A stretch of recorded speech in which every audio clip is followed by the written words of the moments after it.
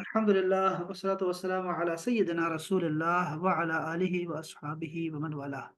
अहबाब, आज हम पढ़ने वाले हैं हज़रत इब्राहीम अलैहिस्सलाम के हवाले से। अऊज़ु बिल्लाहि मिनश शैतानिर रजीम, बिस्मिल्लाहिर रहमानिर रहीम। अल्लाह जल्ल शानहू ने इरशाद फरमाया, व इज़िब्तला इब्राहीमा, वाह और इज़ जब, इब्तला बला में डाला। बला का मतलब होता है आजमाइश में, इम्तिहान में, फितने में। जब आजमाइश में डाला इब्राहीमा, इब्राहीम को, रब्बुहू उसके रब ने, बिकलिमातिन कुछ बातों के इम्तिहान में डाला। तो फ़अतम्महुन्ना, तो इब्राहीम अलैहिस्सलाम ने उनको पूरा कर दिखाया, इस इम्तिहान में कामयाब हो गए। क़ाला, तो कहा अल्लाह जल्ल शानहू ने, इन्नी बेशक मैं जो हूँ, जाइलुका तुम्हें बनाने वाला हूँ, लिन्नासी लोगों के लिए, इमामा इमाम बनाने लगा हूँ तुम्हें। अल्लाह। क़ाला, इब्राहीम अलैहिस्सलाम ने क्या कहा, वमिन ज़ुर्रियती, और मेरी औलाद में से भी या अल्लाह उनको भी इमाम बनाना, मेरी औलाद में से उनको भी इमाम बनाना। देखा बच्चों के लिए दुआ अभी हम पढ़ेंगे इंशाल्लाह। क़ाला, अल्लाह जल्ल शानहू ने फरमाया, ठीक है, ला यनालो, लेकिन नहीं पहुंचेगा, अहदिज़ ज़ालिमीन, मेरा ये वादा कि तेरे बच्चों में भी से भी उनको इमाम बनाऊंगा, उनको नहीं बना सकूंगा। जो कौन हो अहदिज़ ज़ालिमीन, ये मेरा वादा उनके लिए नहीं है जो जालिम हैं। अच्छा, जरा इसका लफ्ज़ अब ये मुहावरा पढ़ लेते हैं ताकि आसानी हो, समझ आ जाए। जब इब्राहीम अलैहिस्सलाम को उसके रब ने कुछ बातों में आजमाया तो उन उन उसने उनको पूरा कर दिया। तो अल्लाह ताला ने फरमाया कि मैं तुझको लोगों का पेशवा बनाता हूँ। तो इब्राहीम अलैहिस्सलाम ने फरमाया, इब्राहीम अलैहिस्सलाम ने अर्ज की कि मेरी औलाद को भी कोई मनसब मिलेगा। तो अल्लाह ताला ने फरमाया कि जालिमों को मेरा अहद नेमत नहीं पहुंचेगा।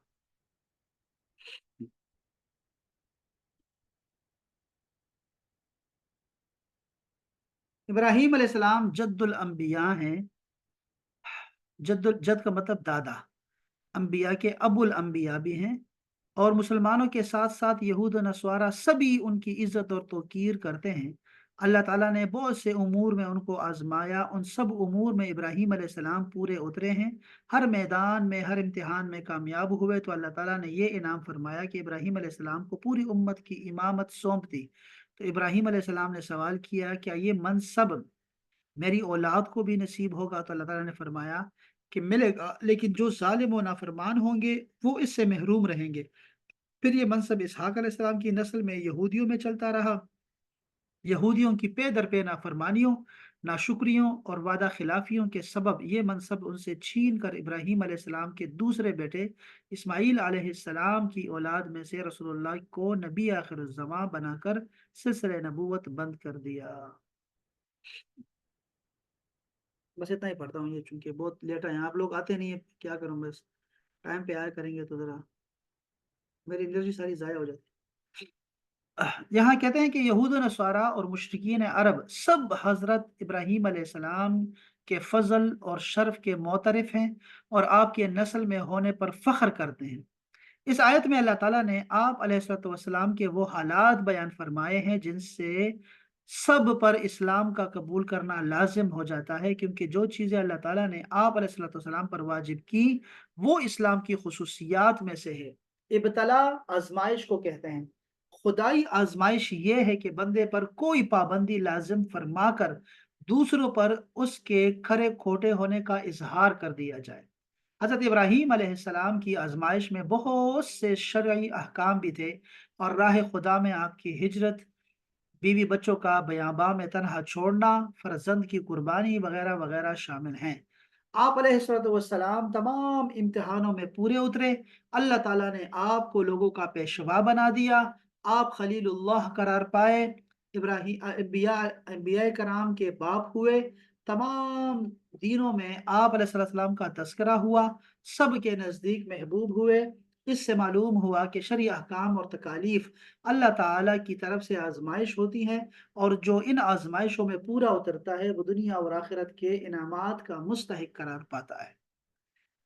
اب دیکھیں، اللہ پاک نے فرمایا میں تجھے امام بناتا ہوں۔ یہ امامت سے مراد نبوت نہیں ہے، کیونکہ نبوت تو پہلے ہی مل چکی تھی، تب ہی تو آپ کا امتحان لیا گیا، بلکہ اس امامت سے مراد دینی پیشوائی ہے، جیسا کہ جلالین شریف میں اس کی تفسیر ہے قدوتاً فی الدین، یعنی دین کی پیشوائی اس سے مراد ہے۔ جب اللہ تعالیٰ نے حضرت ابراہیم علیہ السلام کو امامت کا مقام عطا کر دیا تو آپ علیہ الصلوۃ والسلام نے اللہ تعالیٰ سے اپنی اولاد کے لیے بھی عرض کیا۔ اس پر فرمایا گیا کہ آپ کی اولاد میں جو ظالم ہوں گے وہ امامت کا منصب نہیں پائیں گے، کافر ہوئے تو دینی پیشوائی نہ ملے گی، اور فاسق ہوئے تو نبوت نہ ملے گی، اور قابل ہوئے تو اللہ تعالیٰ اپنے کرم سے جو چاہے گا جسے چاہے گا عطا فرمائے گا۔ اس سے معلوم ہوا کہ کافر مسلمانوں کا پیشوا نہیں ہو سکتا، اور مسلمانوں کو اس کی اتباع جائز نہیں ہے۔ یہ بھی معلوم ہوا کہ اپنی اولاد کے لیے دعائے خیر کرنا سنت انبیاء ہے۔ شاباش! یہ بھی معلوم ہوا کہ اللہ تعالیٰ کی کوئی نعمت جو عطا کرتا ہے تو اولاد کے لیے بھی اس کی خواہش کرنی چاہیے۔ وہ جو ماں کے بارے میں کہتے ہیں کہ بچے کو گل اٹھاتی ہے نا، اپنے گود میں اٹھاتی ہے، تو وہ اصل میں بچے کو وہ دکھانا چاہتی ہے جو وہ خود دیکھ رہی ہے، اور باپ بچوں کو جو ہے وہ کندھوں پہ اٹھا لیتا ہے تاکہ وہ بھی دیکھے جو باپ خود نہیں دیکھتا، اس سے آگے وہ دیکھے، بچہ اس سے بھی آگے دیکھے۔ اب دیکھو یہ سنت کہاں سے ہمارے دل میں آئی ہے؟ ہمارے بابا ابراہیم علیہ السلام جو ہیں وہ بھی یہی کر رہے ہیں کہ اللہ پاک نے اتنا بڑا کرم فرما دیا کہ آپ امام ہیں، امام سب کے۔ تو آپ نے یہ نہیں کہا کہ جو ہے نا یہ تو بڑا ہی ہو گیا اور میں کہاں لائق۔ آپ نے فرمایا کہ اللہ اللہ کے پاس بہت سارے خزانے ہیں، کبھی کبھی آپ کو عاجزی نہیں کرنی چاہیے۔ دیکھیں یہ طریقے ہیں اولیاء اللہ کے، کہ آپ اللہ تعالیٰ سے چکن مانگو، گوشت مانگو، اللہ تعالیٰ سے ایسے کھانے مانگو جو شادیوں بیاہوں میں آپ کو ملتے ہیں، ایسے کھانے مانگو۔ یہ ہے انبیاء کی سنت۔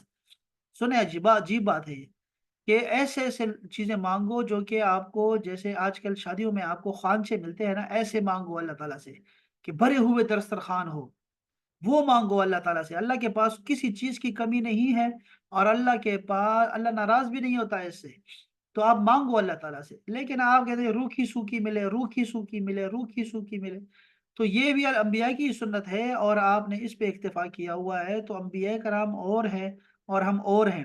رسول اللہ نے روزے رکھے، صحابہ نے بھی روزے رکھنا شروع کر دیے۔ آپ نے فرمایا نہیں، اللہ تعالیٰ مجھے کھلاتا ہے پلاتا ہے، تم میں سے کوئی بھی مجھ جیسا نہیں ہے، اللہ مجھے کھلاتا پلاتا ہے۔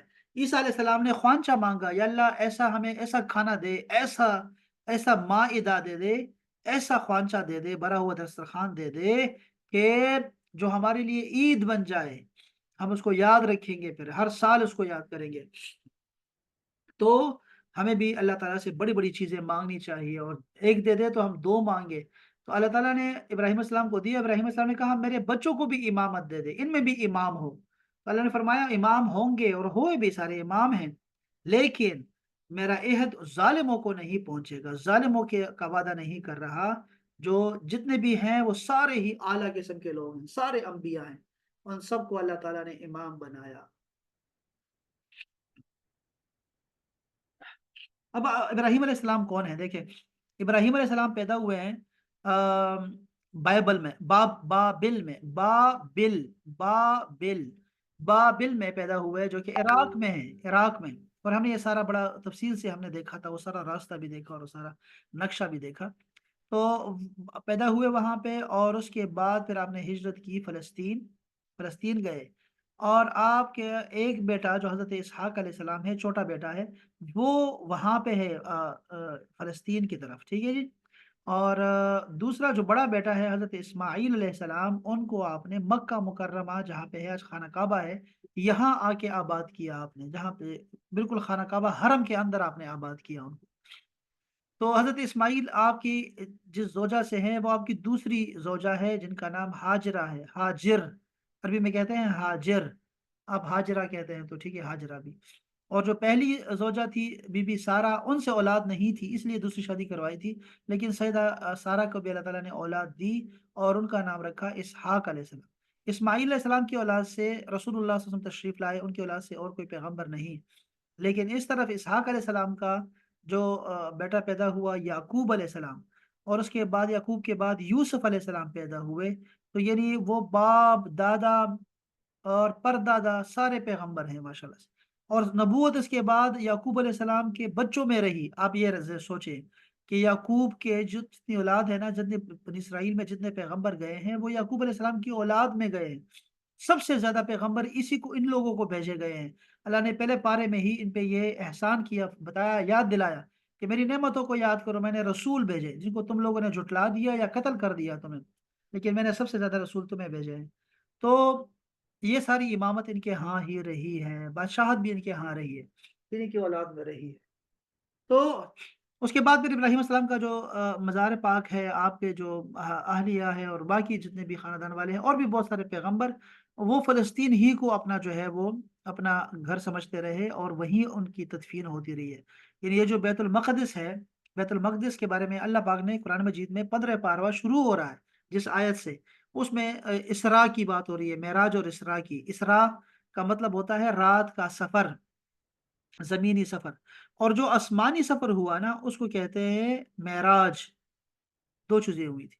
تو اسراء کا ذکر کرتے ہوئے اللہ تعالیٰ نے فرمایا وبا الذی بارکنا حولہ، وہ مسجد اقصی جس کے ارد گرد ہم نے برکتیں رکھی ہیں۔ تو تفسیر میں آپ ہم پڑھیں گے انشاءاللہ تعالیٰ کہ اصل میں وہاں پہ انبیاء کرام کے مزارات ہیں، 300 سے زیادہ مزارات ہیں، ویسے اور بھی بہت سارے ہو سکتے ہیں۔ اسی طرح جو حرم شریف ہے نا، جو حرم شریف جہاں پہ ہے مطاف ہے، یہ مطاف کے نیچے انبیاء کرام کے مزارات ہیں۔ یہ سارے، یہ انبیاء کرام جن لوگوں کی، جن پیغمبروں کے امت کو عذاب آتا تھا نا، وہ پھر حرم شریف میں آتا تھا، وہ پیغمبر یہاں یہاں رہتے تھے وہ، اور یہیں ان کا مزار بنتا تھا۔ بہت سارے پیغمبروں کے بارے میں ہم نے پڑھا ہے، اس طرح کے ہم نے یہ سارا کورس کیا بھی ہوا ہے۔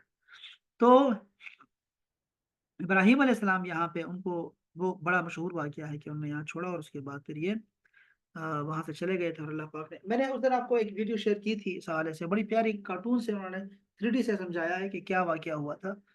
کتابوں سے انہوں نے لیا ہے، بہت شاندار ہے، بہت اچھا واقعہ بیان کیا ہوا ہے، وہ دوبارہ بھی دیکھیے گا۔ اب یہاں یہ بات لانے کا کیا کیا ضرورت تھی، اس کے کیا تعلق ہے، وہ ہم پڑھنا چاہ رہے ہیں۔ پہلے بنی اسرائیل کو رب سے ڈرنے اور نیک اعمال کرنے کی رغبت دی گئی، اور بتایا گیا کہ نجات کے لیے فقط پیغمبر زادگی کافی نہیں ہے۔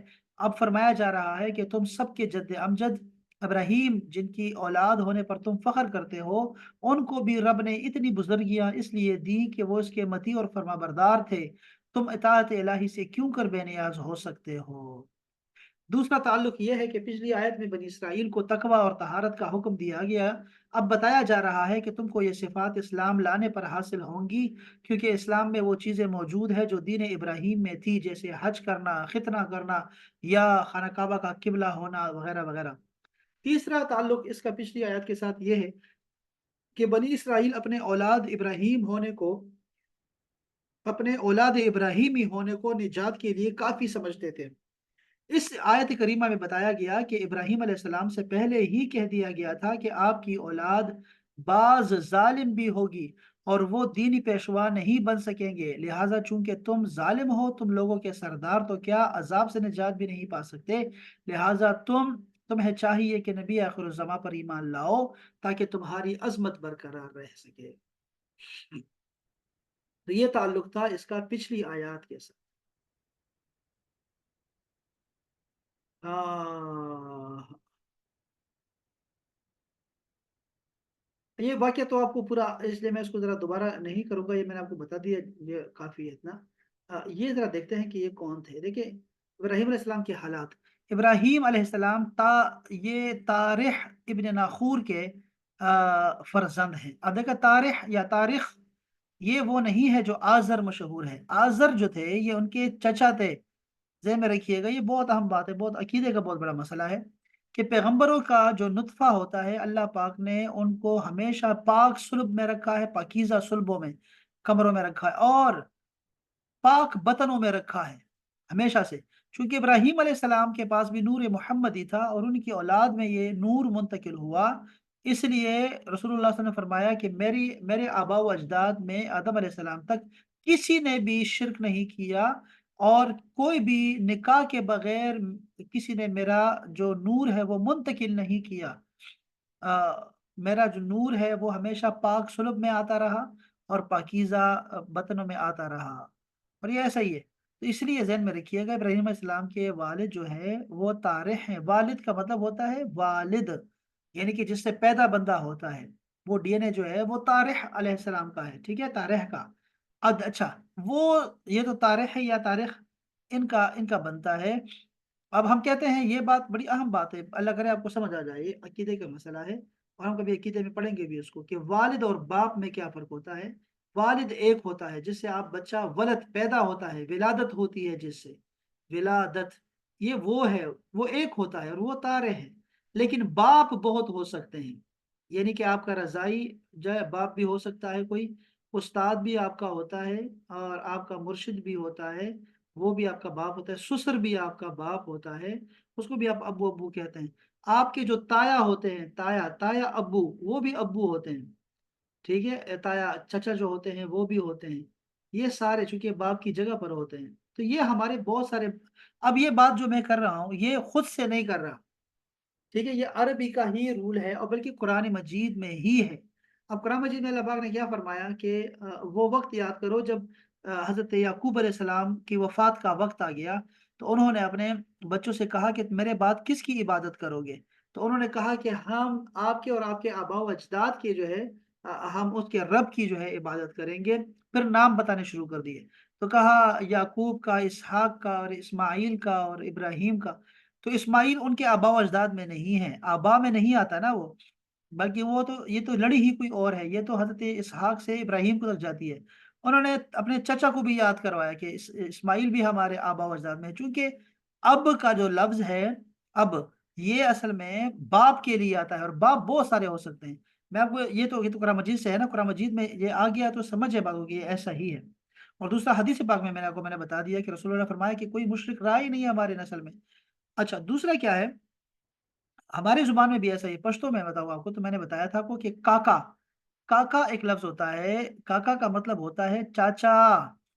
تایا اور چاچا، تایا وہ ہوتا ہے جو ابو سے بڑا ہوتا ہے، اور اردو میں، پنجابی میں، اور جو ابو سے چھوٹے ہوتے ہیں ان کو چاچا بولتے ہیں۔ لیکن پشتو میں کاکا دونوں کو بولا جائے، دونوں کو بولتے ہیں، کاکا کاکا کاکا۔ اور جو ابو کے دوست ہوتے ہیں ان کو بھی کاکا بولتے ہیں ہم لوگ، جو دکاندار ہوتا ہے اس کو بھی کاکا بولتے ہیں ہم لوگ، ٹھیک ہے۔ اب وہ ہمارے رشتے دار نہیں ہوتے لیکن وہ کاکا ہے، ایسے ہی ہوتا ہے سارے زمانوں میں ہر جگہ پہ۔ اب وہی کاکا جو افغانستان میں افغانی لوگ ہیں نا، جو ہمارے افغانی لوگ ہیں، وہ اپنے باپ کو کاکا بولتے ہیں، اپنے والد کو کاکا بولتے ہیں، اندازہ کریں آپ، یعنی جیسے باپ کو باپ ہی کہیں گے نا، والد بھی ہے اور باپ بھی ہے وہ، تو آپ کو باپ استعمال کریں گے تو اس کا یہ نہیں سمجھنا چاہیے کہ یہ سارے میرے کاکا جو ہیں وہ سارے میرے باپ ہیں، سارے میرے والد ہیں، بلکہ ایک ہی والد ہوتا ہے لیکن کاکا بہت ہو سکتے ہیں۔ اب وہی کاکا کا لفظ اگر پنجابی میں آ گیا تو کاکا چھوٹے بچے کو کہتے ہیں، کاکا تو نہیں سمجھے گا، کاکا یہ بڑے مسائل ہیں، چھڑ دے تو۔ تو یہ عجیب سا ایک رولا ہے ان رشتوں کا، تو یہ کم سے کم عقیدے کا مسئلہ ہے، اور یہ پیغمبروں کی ذات میں جو ہے حرف آتا ہے، اس سے گستاخی آتی ہے کہ ایک مشرک جو ہے وہ ان سے جو ہے ایک جو ہے نا وہ پیدا ہوا ہے، اتنا عظیم پیغمبر جو کہ پیغمبروں کا بھی باپ ہے اور سارے پیغمبروں کا امام ہے، تو یہ ذرا ایک جو ہے نا وہ گستاخی بنتی ہے، اور یہ اس سے حرف آتا ہے، ہمارے رسول پہ حرف آتا ہے، اس لیے اس سے سائڈ پہ لینا چاہیے۔ اچھا، آپ کی یہ ساری تفاسیر میں لکھا ہوا ہے، یہ بھی ذہن میں رکھیے گا، یہ کوئی ایسے نہیں کہ ہم خود کہہ رہے ہوں، میں خود کہہ رہا ہوں، ساری تفاسیر میں لکھا ہوا ہے، اور باادب رہنا چاہیے، گستاخی نہیں کرنی چاہیے۔ آپ کی پیدائش طوفان نوح سے 1709 سال بعد ہوئی ہے، یہ ذرا لکھ لیں اپنے پاس، 1709 سال کے بعد، 1709 کے بعد آپ کی پیدائش ہوئی ہے نوح علیہ السلام سے، اور عیسیٰ علیہ السلام سے تقریباً 2300 سال پرانے ہیں۔ اب آپ بتائیں ذرا کہ ہم سے کتنے دور ہوئے ابراہیم علیہ السلام؟ 1703 اور 2300، کتنے دور ہو گئے؟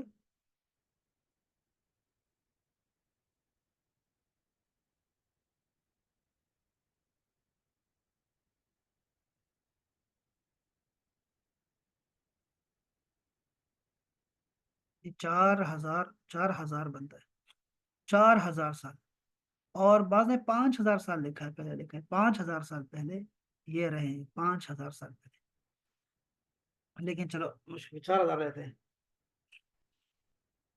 آپ ایک شہر تھا بابل، وہاں پر ایک کوفی جگہ تھا، قصبہ، وہاں سے پیدا ہوئے۔ آپ کی پیدائش امواس کے علاقے مقام سوس میں ہوئی۔ آپ بچپن ہی سے بہت عقل مند اور ہونہار تھے، اور اپنی قوم سے توحید الہی پر مناظرہ کرتے تھے، یہاں تک کہ ایک بار آپ نے آ،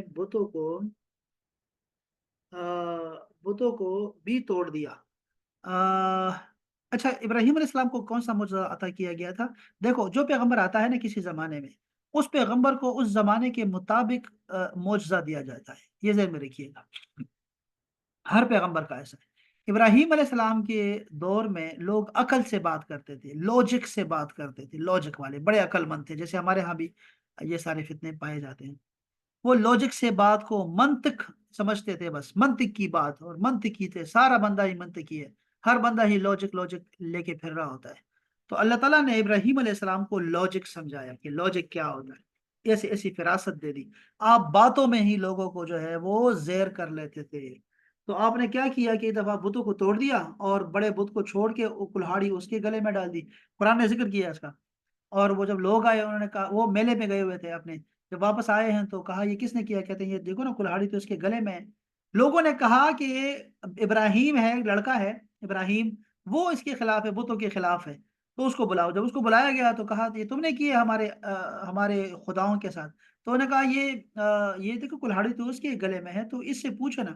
تو وہ کہتے تمہیں نہیں پتا کہ بت بولتے نہیں ہے؟ تو انہوں نے کہا دیکھو پھر خود ہی ذرا سوچو، لوجک کو سمجھو، کہ جو بت بول نہیں سکتے، سن نہیں سکتے، دفاع نہیں کر سکے، تو یہ لوگ تو کیسے خدا ہو سکتے ہیں؟ اس پہ انہوں نے بہت سخت سزا دیا آپ، اور آپ کو آگ میں ڈالا اس پہ۔ تو بہر اللہ تعالیٰ نے آپ کو بچایا اور صحیح سلامت رکھا، بڑا خوبصورت امتحان تھا محب اور محبوب کا۔ آپ بحکم الہی اپنا وطن ترک کر کے حرہ، وہاں سے شام اور فلسطین میں ہجرت کر گئے، فلسطین ہی کو اپنا قیام گاہ بنایا۔ آپ نے جالی اور مانی بہت سی قربانیاں کی۔ چار ہی چیزوں سے امتحان ہو سکتا ہے: جان، مال، فرزند اور وطن۔ آپ نے جان کو آگ میں ڈالا، مال اور وطن کو خیر بات کہا، پیارے بچے اور بیوی کو ایک دفعہ جنگل میں چھوڑا، اور ایک بار بیٹے کو قربانی کے لیے کرنے کو تیار ہو گئے۔ 80 برس کی عمر میں ختنے کا حکم ملا، اس وقت گھر سے تیشہ لے کر خود اپنا ختنہ کر لیا۔ وہی آئی ابراہیم، تم نے اس کام میں جلدی کی، عرض کیا مولا تیری اطاعت میں شتابی منظور ہے، جلدی ہی منظور ہے، جلدی کرنی چاہیے، آپ کا ہر حکم سر آنکھوں پہ۔ تو یہ ابراہیم علیہ السلام کی حیات پاک جو ہے نا، وہ ہمارے لیے بہترین نمونہ ہے، بہترین نمونہ۔ اچھا، ابراہیم علیہ السلام کی اولیات، یہ اولیات کیا ہوتی ہیں؟ کہ وہ کام جو حضرت ابراہیم نے پہلے پہل کیے، کسی نے ابراہیم علیہ السلام سے پہلے نہیں کیے، وہ پوری لسٹ ہے اس کی، 13 چیزیں ایسی ہیں، سنیں ذرا، یہ بات سننے والی ہے اور سمجھنے والی ہے، بہت اچھی بات ہے۔ یہ ہم کون سی تفسیر پڑھ رہے ہیں؟ تفسیر نعیمی سے پڑھا رہا ہوں میں آپ کو، اور یہی بات روح المعانی میں ہوگی، روح البیان میں بھی ہوگی۔ سب سے پہلے آپ ہی ہیں جس نے اپنا اور اپنی اولاد کا ختنہ کیا، آپ سے پہلے پیغمبر ختنہ شدہ پیدا ہوتے تھے، ہمارے حضور علیہ السلام کو بھی ختنہ شدہ پیدا ہوئے۔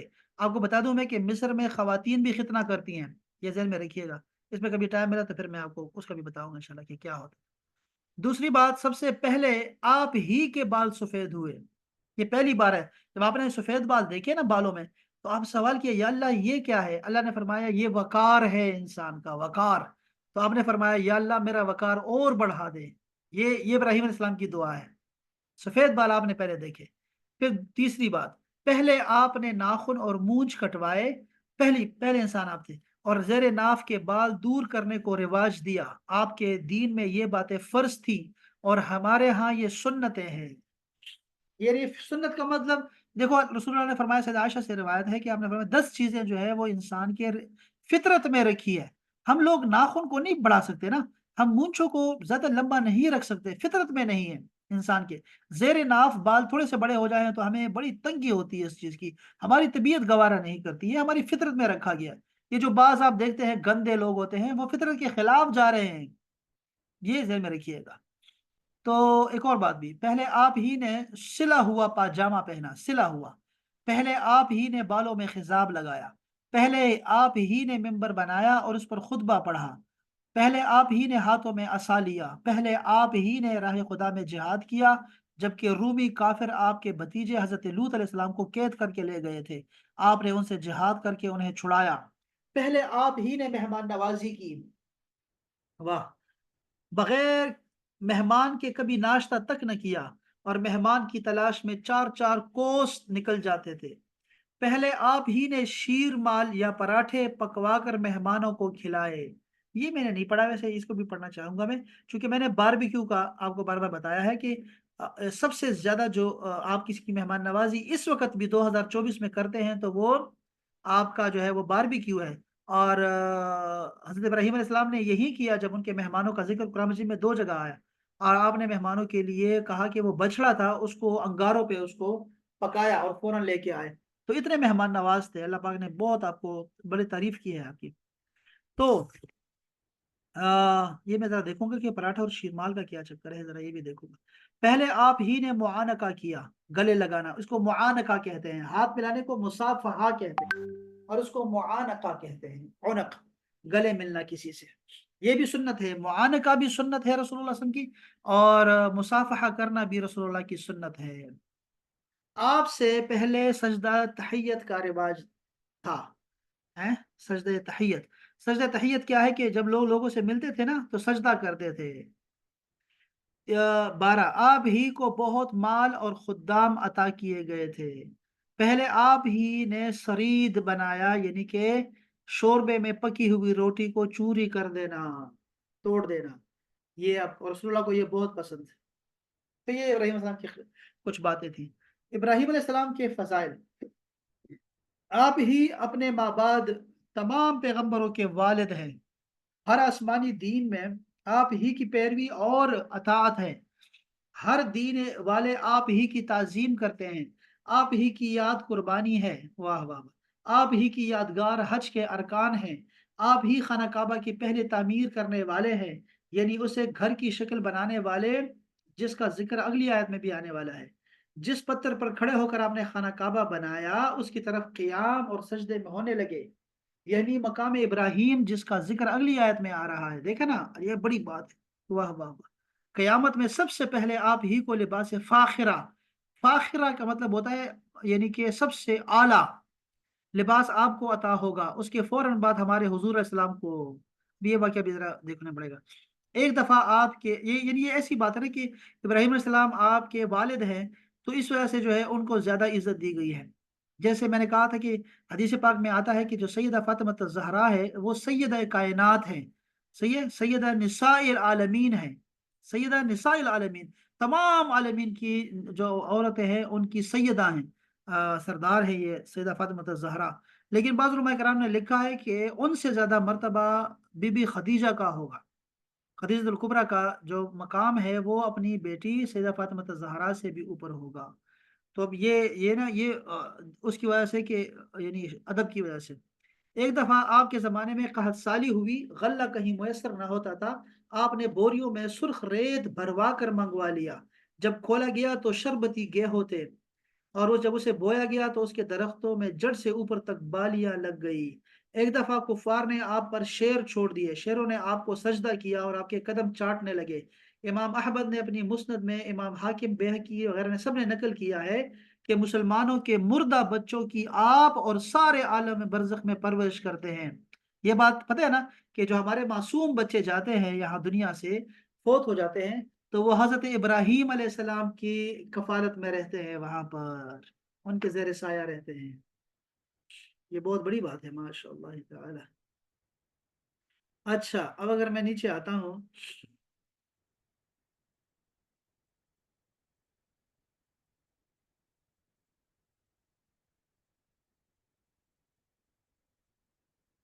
کیا لڑکی ہے یہ، کیا لڑکی ہے، ہاں چلو کوئی نہیں، خیر سارے بچے،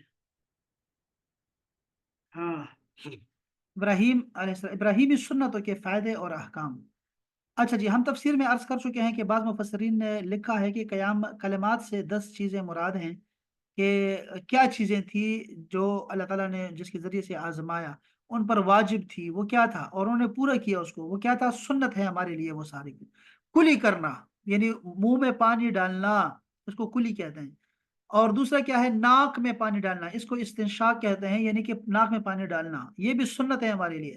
سر میں مانگ نکالنا، اب مانگ نکالنے کا یہ بھی سنت کو دیکھنا پڑے گا کہ مانگ کہاں نکالتے تھے رسول اللہ صلی اللہ علیہ وسلم، کبھی درمیان سے مانگ نکالتے تھے اور کبھی نہیں نکالتے تھے، ٹھیک ہے۔ مونچھیں کٹوانا، یہ ہمارے رسول اللہ نے ہماری یہ سنت رکھی ہے کہ مونچھوں کو ترشواؤ، کم کراؤ، کاٹو مونچھوں کو کہ منہ میں نہ آئے، اور داڑھی کو بڑھاؤ۔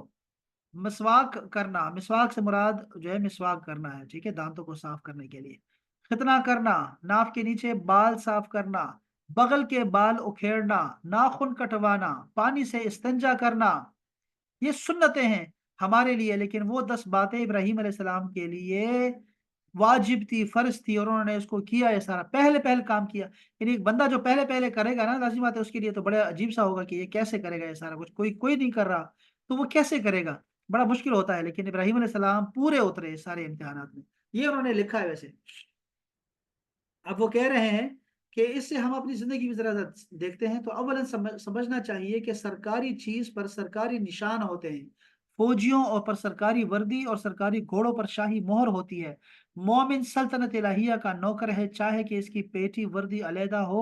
یہ 10 باتیں شاہی پیٹی وردی ہیں، اس کے فوائد حسب ذیل ہے۔ کلی کھانے سے پہلے اور اس کے بعد اور اس کے علاوہ بھی کلی کرنا نہایت مفید ثابت ہوا ہے، اور کھانے میں دانت کا میل شامل ہو جائے تو تندرستی کو مضر ہے، نیز اس میل سے منہ میں بدبو آتی ہے جس سے لوگ نفرت کرتے ہیں، یہ سب کا علاج کلی ہے۔ اب یہ ساری اس کے بعد پھر انہوں نے سب کا بتایا ہوا ہے کہ کیسے کیسے ہیں، بہت لمبی جو ہے وہ ہمارے یہاں پر بحث ہے یہاں پر، اس میں جائیں گے تو ذرا لمبا ہو جائے گا یہ قصہ، لیکن یہ ساری چیزیں جو ہے وہ آتی ہیں۔ ختنہ کے بارے میں، ختنہ بھی یہاں پہ بہت زیادہ ڈسکس ہوا ہے، بہت زیادہ۔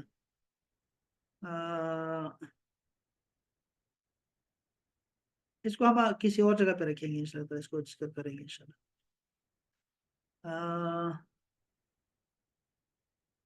حضور علیہ الصلوۃ والسلام کے جو بال مبارک تھے اکثر تابگوش اور کبھی تابدوش، اللہ لفظ ہی کتنے پیارے ہیں۔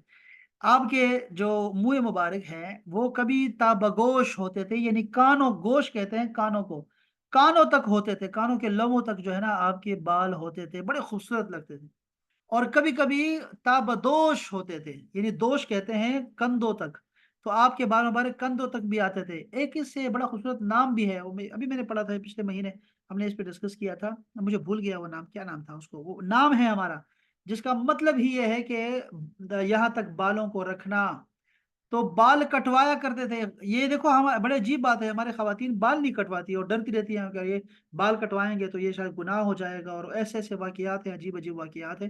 ایسا نہیں ہے، بلکہ بال کٹوا سکتے ہیں، رسول اللہ نے خود بال کٹوائے ان کے یہ ازواج مطہرات میں سے، اور اتنے چھوٹے کروائے کہ یہ جو ہے نا، یہ جو کندھے ہیں یہاں تک کروائے، کندھوں تک آپ کے بال رکھوائے، اور بعض نے کہا نہیں بلکہ اس سے بھی اوپر تک کٹوائے، ازواج مطہرات کے، سیدہ عائشہ کے بتا رہا ہوں میں آپ کو، اندازہ کریں آپ ذرا کہ بال کندھوں تک، اور آپ ہماری تو خواتین کہتی نہیں بھائی لمبے لمبے بال ہونے چاہیے اور اس کو کاٹیں گے تو گناہ ہو جائے گا، ایسا نہیں ہے، بال کٹوا سکتے ہیں، بالکل کٹوا سکتے ہیں، اور جو بھی جسم پہ اضافی بال ہیں وہ سارے آپ کٹوا سکتے ہیں، صرف ابروؤں کو امتحان کے لیے چھوڑ دیا گیا ہے تمہارے لیے کہ آبرو کے جو بال ہیں ان کو درمیان سے نہ کاٹو، ان کو نہ نکالو، الا یہ کہ وہ بہت برے لگیں، بہت زیادہ بدصورتی پیدا کریں، وہ پھر کر سکتے ہیں، لیکن ویسے نارمل حالات میں فیشن کی غرض سے یا اپنے شوہر کو جو ہے نا وہ ایسے ہی جھوٹ موٹ کا کہہ دینا شوہر کی وجہ سے کر رہی ہوں تو یہ غلط ہے، اور یہ ایسے نہیں کرنا چاہیے، بالکل بھی نہیں۔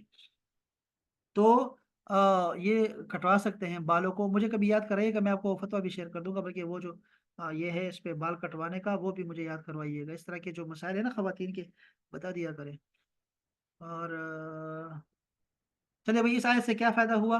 پہلا فائدہ یہ ہوا کہ انبیاء کرام نبوت سے پہلے اور اس کے بعد گناہ کبیرہ اور حقیر حرکات سے معصوم ہے، کیونکہ فاسق ظالم کو نبوت نہیں مل سکتی، یہ آیت اس بات کی گواہ ہے۔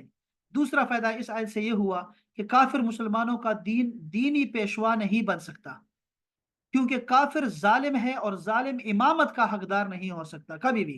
خیال رہے چونکہ نبوت بڑا درجہ ہے اس لیے وہاں فسق سے معصوم ہونا بھی ضروری ہے، اور دیگر امامتوں میں یہ پابندی نہیں ہے۔ تیسرا فائدہ کیا ہوا؟ رب تعالیٰ کی اکثر نعمتیں محنتوں کے بعد ملتی ہیں۔ ابراہیم علیہ السلام نے امتحانوں میں پاس ہوئے تو اللہ تعالیٰ نے امام بنا دیا سب کا۔ چوتھا فائدہ، ابراہیم علیہ السلام امتوں بلکہ پیغمبروں کے بھی امام ہیں۔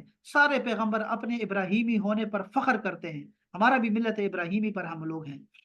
پانچواں فائدہ یہ ہوا کہ اپنی اولاد یا اہل قرابہ کو پیشوا بنانے کی دعا یا کوشش حرام نہیں ہے، سنت خلیل ہے۔ برادری میں جو ووٹ دیتے ہیں آپ لوگ، وہ دینے چاہیے، جائز ہے، لیکن آپ دیکھو نا اہل ہے کہ نہیں ہے بندہ، اس کو دے آپ۔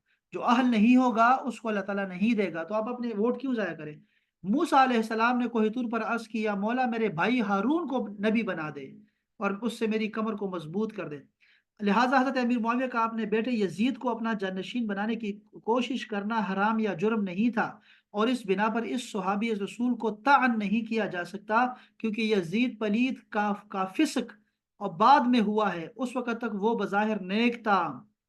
دیکھو ابراہیم علیہ السلام نے اپنی اولاد کے لیے امامت کی دعا کی جو کچھ ترمیم سے شروع ہوئی، اس دعا کی برکت سے سارے نبی آپ کے اولاد میں ہوئے اور تا قیامت کتب سید ہی ہوگا۔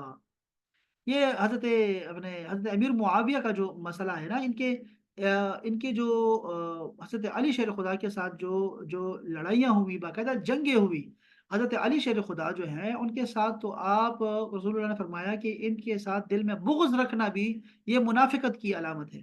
یہ صحابہ فرماتے ہیں انصار اور مہاجرین کہ حضرت علی کے ساتھ جو بھی بندہ بغض رکھتا تھا نا، تو ہم سمجھ جاتے تھے کہ یہ منافق ہے، ہمیں تو پیمانہ ہی یہ رکھا ہوا تھا۔ حضرت امیر معاویہ نے ان کے خلاف تلوار اٹھائی اور باقاعدہ سے صحابہ کرام کو جو ہے نا مسلح کیا، اور جنگیں لڑی گئی، اور بعد میں وہ ہار بھی گئے۔ اور اس کو اہل سنت والجماعت والے جو تھے یہ مسائل نہیں بولتے تھے، یہ ابھی تو سوشل میڈیا کی وجہ سے یہ ساری باتیں نکل رہی ہیں نا، لوگ بتاتے ہیں تو پھر جواب دینا پڑتا ہے، اپنا عقیدہ بچوں کو سکھانا ہوتا ہے کہ حضرت علی شیر خدا اور حضرت امیر معاویہ رضی اللہ تعالیٰ عنہ جب آپس میں لڑے ہیں تو ان دونوں میں حضرت علی شیر خدا جو ہے وہ حق پہ ہیں اور حضرت امیر معاویہ خطا پر ہیں، لیکن ان کی خطا کو اجتہادی خطا کہہ کے ہم لوگ خاموش ہو جاتے ہیں، اور ہمیں حکم ہے کہ کف زبان کف لسان رکھے، یعنی زبانوں کو بند رکھے حضرت امیر معاویہ کے بارے میں جو ہے وہ لعن طعن سے، اور ان کے بارے میں برا بلا کی، کیونکہ وہ صحابی رسول ہیں۔ چاہے وہ فتح مکے کے بعد ہی کیوں نہ ہو، ہمارے اہل سنت جماعت کے نزدیک ایک لمحہ بھی کسی نے ایمان کی حالت میں گزارا رسول اللہ کے پاس تو وہ صحابی رسول ہے، درجہ پا لیتا ہے۔ تو یہ تو پھر بھی وہ ہے، اس کے بعد پھر انہوں نے اپنی دور میں بہت ساری فتوحات کی ہیں مسلمان، تو ان کے بارے میں برا بلا نہیں کہنا چاہیے، اس لیے سنی خاموش رہتے ہیں، لیکن اس خاموشی کا مطلب یہ نہیں ہے کہ یہ حق پہ تھے، انہوں نے اچھا کیا، ٹھیک کیا، بالکل غلط کیا۔ انہوں نے اپنی خلافت کا اعلان کیا دمشق میں، حالانکہ حضرت علی شیر خدا کے ہاتھ پہ تمام مسلمانوں نے بیعت کر لی تھی، امیر المومنین تو وہ تھے، لیکن انہوں نے ان کے لیے گڑھے کھودے اور سارے صحابہ کرام کو اپنے ساتھ ملانا شروع کر دیا، اور پھر جنگ لڑی باقاعدہ سے، اور پھر اس پہ نادم ہوئے، لازم بات ہے بعد میں اس کا کیا انجام نکلا؟ جو انجام نکلا وہ سب کو پتا ہے کہ پھر اس کے بعد ان کو پھر ہار ماننی پڑی، پھر قرآن کو اٹھایا کہ ہم لوگ صلح کریں گے قرآن پہ۔ تو ایک غلطی ان سے یہ ہوئی تھی جس پہ ہمارے سنت جماعت والے خاموش رہتے ہیں اور نہیں بولتے تھے بالکل بھی، لیکن شیعہ جو ہے تشیع ہے وہ بولتے ہیں ان پہ، اور وہ پھر ان کو برا بلا بھی کہتے ہیں، لعن طعن بھی کرتے ہیں۔ تو ان کی میجر غلطی جو تھی وہ حضرت امیر معاویہ کی، حضرت علی شیر خدا کے مقابلے میں فوج بنانا اور ان کے خلاف مسلح لڑنا، یہ ان کی پہلی غلطی تھی۔ دوسری غلطی، انہوں نے اپنے بیٹے یزید فاسق پلید ظالم فاجر فاسق کو، اس کو شرابی کو جانشین بنانا ہے۔ بچہ یہ چھوٹا سا تھا جب یہ یزید جو ہے یہ کتے پالتا تھا اور نماز نہیں پڑھتا تھا، شراب پیتا تھا، اور یہ تو تھا ہی بڑا معروف اس اپنے فسق کے حوالے سے، سب کو پتا ہے، کیونکہ یہ اور حضرت امام حسین اور حسن یہ ساتھ ساتھ بڑے ہوئے ہیں نا، ایک ساتھ ہی، تو ان کی بہت سارے واقعات ہیں، کتابوں میں موجود ہے سارا کا سارا، لیکن یہ بعض نے آپ کو جو ہے مشورہ یہ دیا اور آپ نے کہا ہاں ٹھیک ہے ٹھیک ہے، وہ بس جو بھی آپ نے سوچا اور اپنی فکر سے اور اپنے فہم سے سوچا، اسی لیے انہوں نے غلطی کی، یزید خبیث کو جو ہے نا وہ یہ جنشین بنایا۔ لیکن ہم کہتے ہیں یہ خطا ہوئی امیر معاویہ سے، لیکن یہ خطائے اجتہادی ہے، انہوں نے اچھا ہی سوچا امت مسلمہ کے لیے، لیکن وہ غلط نکل گیا، تو کوئی بات نہیں، ہم اس لیے خاموش رہیں زبان، لیکن ہم یہ نہیں کہیں گے کہ انہوں نے ٹھیک کیا، انہوں نے غلط کیا، لیکن ان کی غلطی کو، جیسے آپ اپنے باپ کی غلطیاں نہیں لوگوں کو بتاتے، ماں کی غلطیاں لوگوں کو نہیں بتاتے، اسی لیے کف لسان کا حکم تھا ہمارے اہل سنت جماعت کے ہاں کہ ان کے بارے میں بات نہ کرے، لیکن اب غلطی ہماری خاموشی، سنیوں کی خاموشی کی وجہ سے وہابیوں اور ان کے جتنے بھی وہابیوں سے نکلے ہوئے چشمے ہیں، بہت سارے راستے نکلے ہوئے ہیں، انہوں نے یہ سمجھنا شروع کر دیا کہ یہ دو شہزادے ہیں اور دو بادشاہ تھے اور دونوں ہی جناب علی، دونوں امیر معاویہ کا کوئی مقابلہ نہیں ہے علی شیر خدا کے ساتھ۔ علی شیر خدا رسول اللہ کے بیٹے ہیں۔ آپ 3 سال کے تھے جب آپ کو رسول اللہ نے اپنی گود میں لے لیا، کفالت میں لے لیا تھا، آپ کی تربیت خود کی، آپ ابھی بالغ بھی نہیں ہوئے تھے کہ مسلمان ہو گئے تھے آپ۔ تو حضرت امیر معاویہ تو جا کے ان میں جا کے فتح مکہ کے بعد مسلمان ہوئے، جب رسول اللہ نے کہا کہ سارے تم سب کو جو ہے وہ سب کو معافی ہے، عام معافی ہے، تو تم سب مسلمان ہو، تو ان کو طلقاء میں سے رکھا جاتا ہے۔ اور آپ نے یہ لفظ بہت سنا ہوگا، یہ تشیع، اہل تشیع بہت کہتے ہیں طلقاء طلقاء، یعنی کہ وہ جن کو اللہ رسول اللہ نے ویسے معاف کر دیا اپنی سخاوت کی وجہ سے کہ چلو تم لوگ سارے معاف ہو، ان میں سے ان لوگوں نے جو ہے نا وہ اسلام قبول کیا۔ ہم یہ نہیں کہتے، ہم تو کہتے ہیں کہ وہ صحابی رسول ہے اور برحق صحابی رسول ہے، لیکن یہ خاموشی جو ہے اس کا مطلب یہ نہیں ہے کہ یزید اور امام حسین ایک ہے، نہیں بھی، دو شہزادے نہیں ہیں، یہ تو خبیث اور گدھا، اور یہ تو پتہ نہیں کیا کیا منہ سے نکالے گا۔ امام علوسی نے تو، ہمارے اہل سنت جماعت کے ائمہ نے ان کو کافر قرار لکھا ہوا ہے، یزید کو، کہ انہوں نے، یہ تو کبھی ایمان ہی نہیں رکھتا تھا رسول اللہ پہ، اور اس نے جو ہے رسول اللہ کو تکلیف دی ہے، ان کے نواسے کو شہید کر کے، اہل بیت کے جو ہے یہ اتنے 72 تن ہیں وہ سب کو شہید کر کے، یہ سارے، ایسا نہیں ہے کہ جو ہے یہ دونوں برابر ہیں، تو یہ خاموشی ہے صرف اس وجہ سے۔ تو یہاں پہ جو ابھی یہ لکھا ہوا ہے نا جامع جماعت کے، یہ اصل میں اہل تشیع کے مقابلے میں ایسی باتیں کر جاتے ہیں، یہ تفسیر چونکہ پڑھ رہے ہیں نا، تو عقائد میں بڑے سختی سے وہ بہت سخت باتیں کر دیتے ہیں، کبھی دیوبندی کے خلاف، کبھی وہابیوں کے خلاف۔ میں خود بھی بڑا سخت ہوں ان وہابیوں کے خلاف، چونکہ انہوں نے امت میں فتنہ پیدا کیا، لیکن اس کا یہ مطلب نہیں ہے کہ جو اصل ہے، جو ٹیکسٹ ہے، جو اصل ہمارے عقائد ہیں، وہ ہم جو ہے نا اس کو خراب کریں گے۔ اس لیے یہ ذہن میں آپ کو رکھنا چاہیے کہ کیا حق ہے اور کیا نا حق ہے، یہ سمجھنا چاہیے، دونوں کو ایک پیمانے میں نہیں رکھ سکتے کبھی بھی۔ آپ کو میں نے بتا دیا کہ کیوں نہیں رکھ سکتے، وہ ان کے ساتھ کبھی نہیں آ سکتے، وہ تو جنت کے شہزادے ہیں اور وہ جنت کے مالک ہیں، سردار ہیں، وہ ایسے ہیں، اور ان کے ساتھ ان کو ملانا، یہ سارے، یہ تو نماز اور پڑھتا نہیں تھا، شراب پیتے ہیں، اور یہ سارے کتے نہ چاہتے تھے، اور یہ سارے کہ کیا کیا برائیاں ہیں، کہ تھوڑی تھوڑی برائیاں ہیں۔ امام ابن کثیر نے تفصیل سے لکھا ہے ان کا واقعہ، اس لیے ضرور آپ جا کے وہاں سے مستند جو تاریخ ہمارے پاس ہے، علامہ ابن کثیر کی ہے وہ پڑھ لیں، علامہ ابن اسیر کی ہے وہ کبھی پڑھ لیا کریں، تاکہ نا یہ ہمیں پتہ ہو ان چیزوں کے بارے میں۔ اپنے عقائد پڑھنے ہو نا، سنیوں کے جو عقائد ہے، اہل سنت جماعت کے جو عقائد ہے، عقائد نصفیہ جو ہے ہماری کتابیں مدرسوں میں پڑھائی جاتی ہے، وہ پڑھنی چاہیے۔ تاریخ بھی بہت ہے، امام ابن کثیر بہت زبردست ہیں، بہت خوبصورت جو ہے وہ بڑے تحقیق کے ساتھ بات کو لکھتے ہیں، تو ان کی تفسیر بھی اعلیٰ ہے، ان کی کتاب تاریخ کے جو ہے البدایہ والنہایہ وہ بھی کمال ہے، وہ بھی پڑھ سکتے ہیں۔ چلے جی، یہ بہت تفصیل سے بات ہو گئی، میں نے یہ یہاں پہ جملہ آیا تو میں نے ذرا آپ کو تھوڑا سا اس حوالے سے بتایا کہ اسی خاموشی نے جو ہے لوگوں نے غلط معنی اس کا نکال لیا ہے، تو آپ کو کم سے کم عقیدے کے حوالے سے یہ چیز کلیئر ہونی چاہیے۔ چلے جی، یہ کافی آج کے لیے انشاءاللہ تعالی، اور جو ہم نے ابھی سوال نکالے ہیں انشاءاللہ سب پہ سیشن رکھیں گے انشاءاللہ تعالی، اور وہ سب ہم انشاءاللہ تعالی اس کو باری باری جو ہے نا یہ سب کو ٹاپک بنائیں گے انشاءاللہ تعالی، اور پھر لے کے چلیں گے انشاءاللہ تعالی۔ سلامت رہیں احباب، اور انشاءاللہ ہفتے اتوار کو میں آپ لوگوں کو دعوت دوں گا، تو آپ نے وہ کتاب جو ہم لوگ نے پڑھنی ہے نا عربی، میں نے بتایا تھا آپ کو، اردو کے جو الفاظ ہیں جو قرآن مجید میں موجود ہیں، یعنی ہم نے عربی سے ہی اردو بنائی ہے، تو وہ جو الفاظ ہیں ان سے ہم جملہ کیسے بنائیں گے، اور وہ جو کتاب ہے ہم اس کو مکمل کریں گے انشاءاللہ تعالی۔ تو آپ ضرور تشریف لائیے گا انشاءاللہ تعالی، 9 بجے ہی رکھیں گے ہفتے کو یا اتوار کو انشاءاللہ۔ اپنا بہت خیال رکھیے، ملاقات ہوگی انشاءاللہ آپ سے۔ السلام علیکم ورحمۃ اللہ۔ وعلیکم السلام ورحمۃ اللہ۔ سروت ایک دفعہ دوبارہ سے ذرا جوائن کرو سروت۔